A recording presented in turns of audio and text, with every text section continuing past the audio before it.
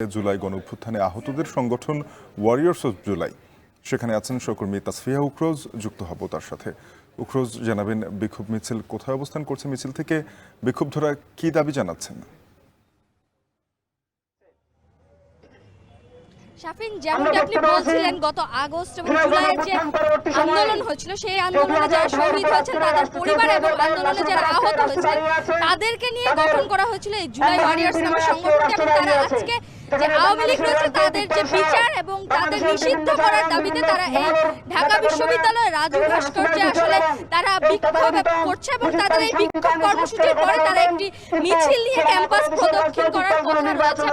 এখানকার বক্তারা আসলে বলছেন যে ফ্যাসিস্ট আওয়ামী লীগ যে রয়েছে সংগঠনটি, সেটিকে অচিরে নিষিদ্ধ করতে হবে, সেই দাবি তারা জানাচ্ছে। এছাড়াও তারা বলছেন যে এই ফ্যাসিস্ট আওয়ামী লীগকে যদি কেউ পুনর্বাসন করে তাহলে যে জুলাই আন্দোলনে যারা আহত হয়েছে তারা আসলে আবার মাঠে নেমে আসবে, যাতে করে তারা এই আওয়ামী লীগকে নিষিদ্ধ করতে পারে এবং তাদের বিচার করতে পারে। এছাড়া তারা আসলে অন্তর্বর্তীকালীন সরকারের কাছে আসলে তারা আহ্বান করেছেন বা দাবি জানিয়েছেন যে এই ফ্যাসিস্ট যে আওয়ামী লীগ রয়েছে সেটির যে সরকার প্রধান ছিলেন শেখ হাসিনা, তাকে অনতিবিলম্বে আসলে দেশে ফিরিয়ে এনে তার বিচার করতে হবে।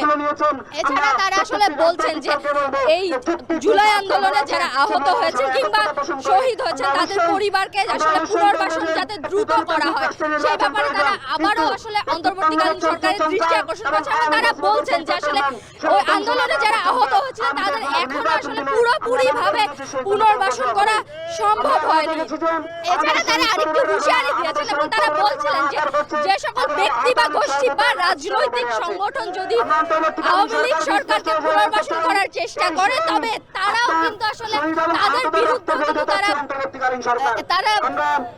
তাদের অবস্থান নিবে। এবং তারা বলেছেন যে আওয়ামী লীগ সরকারের যে আসলে যেই ধরনের পরিণতি হয়েছে, তারা বলছেন যে যদি তাদের পুনর্বাসনে কেউ এগিয়ে আসেন তবে তাদের আসলে একই পরিণতি হবে। এছাড়া তারা অন্তর্বর্তীকালীন সরকারের কাছে আহ্বান জানিয়েছেন দ্রুততম সময়ে ফ্যাসিস্ট সরকারের আসলে সরকারের যারা ছিলেন তৎসংশ্লিষ্ট যারা ছিলেন তাদেরকে দেশে ফিরিয়ে এনে তাদের বিচার করতে হবে এবং দ্রুততার সাথে এই বিচার তারা করছেন। এছাড়া তাদের বক্তব্যে আসলে আরেকটি বিষয় উঠে ছিল যে বৈষম্য বিরোধী ছাত্র আন্দোলনের যে মুখ্য সংগঠক ছিলেন এবং বর্তমানে এনসিপির যে উত্তরাঞ্চলের মুখ্য সংগঠক হাসনাত আব্দুল্লাহ, তিনি আসলে কয়েকদিন আগে ফেসবুকে পোস্ট দিয়েছেন সেনাপ্রধানদেরকে নিয়ে, সেটির ব্যাপারেও তারা আসলে কথা বলেছেন এবং তাদের মূল বক্তব্য আসলে আজকে বিক্ষোভ কর্মসূচিতে এবং যে ফ্যাসিস্ট আওয়ামী সরকার রয়েছে তার প্রধান শেখ হাসিনাকে দ্রুততার সাথে দেশে ফিরিয়ে এনে তার বিচার করতে হবে এবং জুলাই আন্দোলনে যারা আহত হয়েছিলেন বা শহীদ পরিবার তাদেরকে দ্রুততার সাথে পুনর্বাসন করতে হবে। তো